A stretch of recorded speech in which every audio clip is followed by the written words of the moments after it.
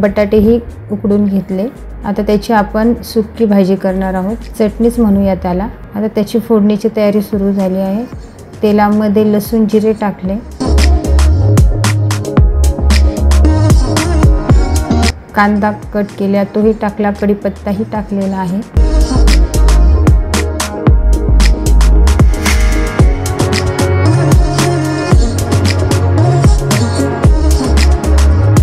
थोडी लसूण अद्रकची पेस्ट टाकली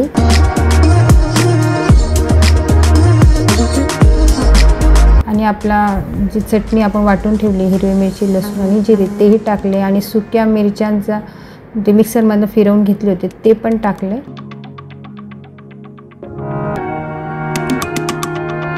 मीठ टाकलेले आहे, हळद टाकून घ्यायची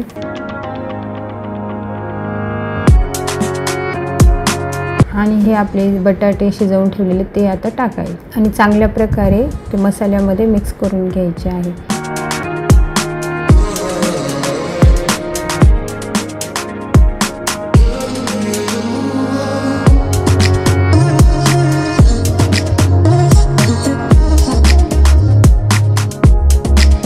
अशा प्रकारे आपली बटाट्याची चटणी तयार झाली।